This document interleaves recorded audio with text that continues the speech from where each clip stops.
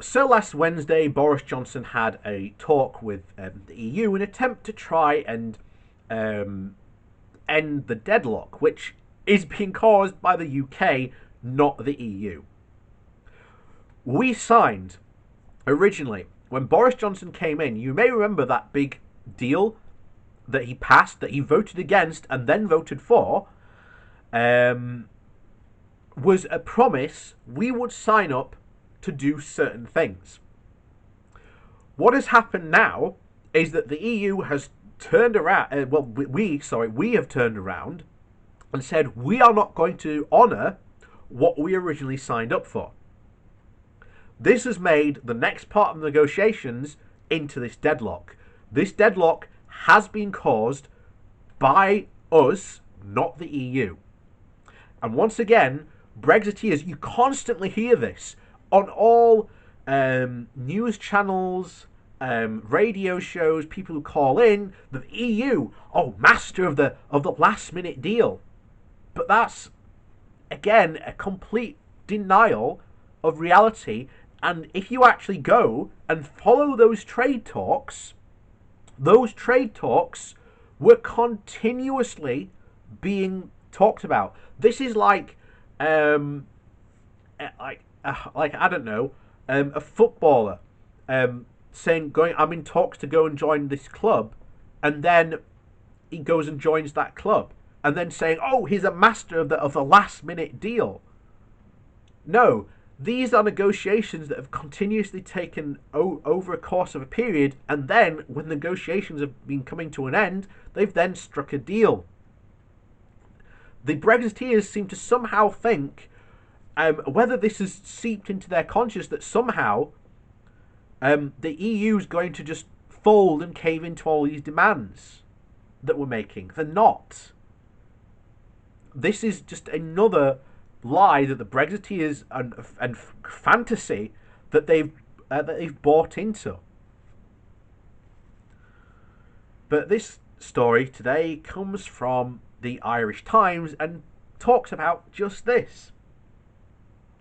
Boris Johnson's Brexit talks. It talks optimism, but is hard to square with reality. So, urging the European Union to put a tiger in the tank for Brexit negotiations, Boris Johnson said after Monday's video conference with 3 EU presidents that he saw no reason why the talks could not be completed by the end of July.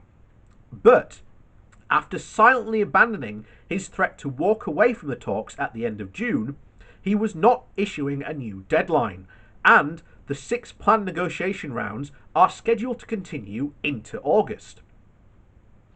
What we already said today is that the faster we can do this, the better. We see no reason why you shouldn't get the deal done in July, Johnson said.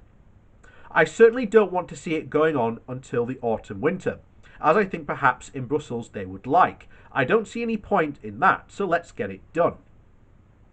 Despite the upbeat tone in London and Brussels on Monday, with Johnson asserting that the two sides were not that far apart, finding an agreement during the summer will be difficult.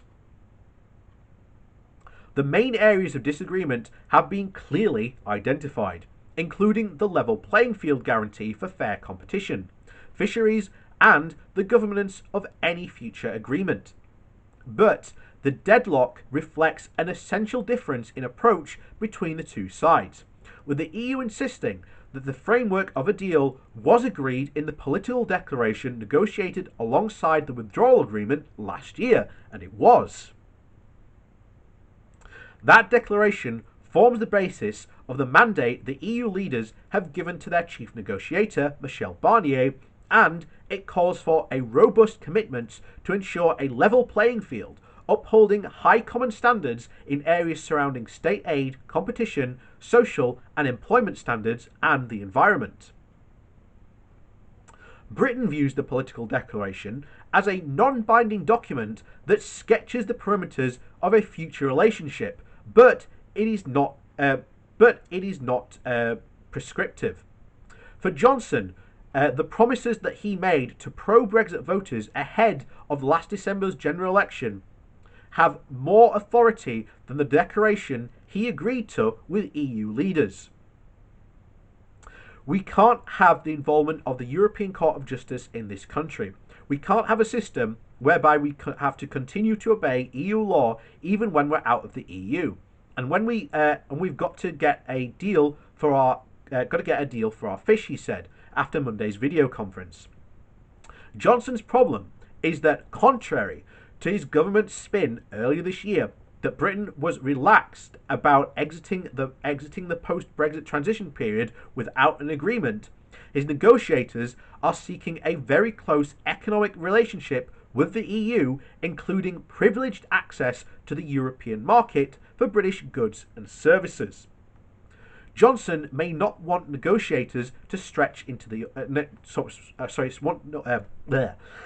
Johnson may not want to stretch negotiations into the autumn. But when they do, the stakes for British businesses will be higher, and he will be in an even weaker position to walk away than he is now.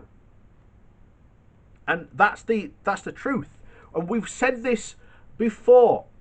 Johnson is trying to demand privileged access to the EU without trying to sign up to any of the obligations. This is exactly cherry picking, and it's what the EU has said from day one. We will not allow you to cherry pick what you like from the EU and not have the parts that you don't like. You either have it all or nothing.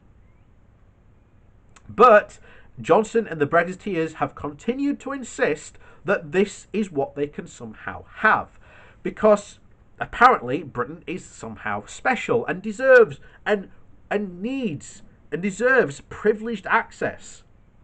Johnson is fully aware of the damage not having a close relationship with the EU will have, and he's not an idiot, but he also knows, as are many of his backbenchers who are in the north, who maybe recently just won seats, also highly aware of the damage not having that close relationship will do.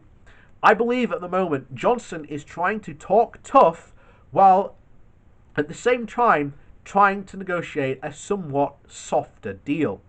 But the EU ain't going to have that at all. As we've said before, you either have full access to the buffet or you have nothing at all.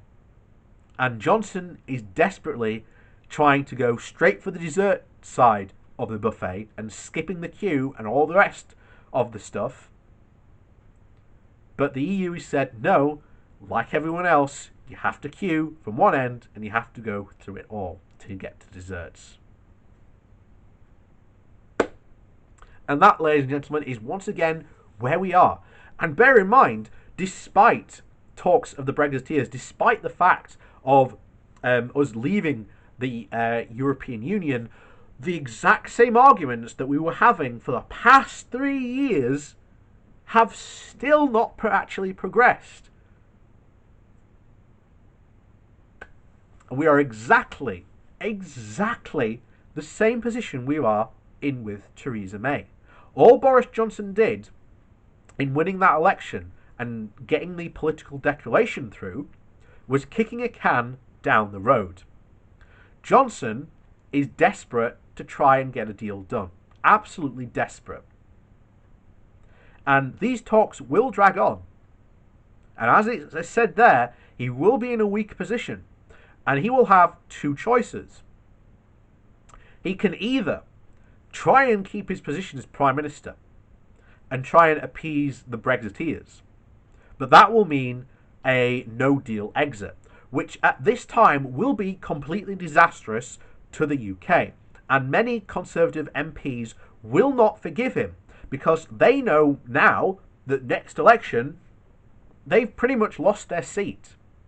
The economic damage alone to this country will be staggering, and it will be one that the public will not forgive the Tories for at the election. On the other side, he also knows that if he is seen any way kowtowing to Europe, he also knows that the Conservatives who won their seat purely based on the Brexit vote will also not retain their seats.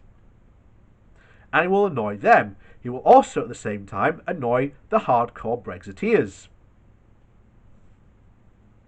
And thus, we could have, as I said before, Johnson could be out again by Christmas. Yeah, who knows? Who knows where we could be this time next year? But I'll tell you what, we'll be in a worse position than we are now.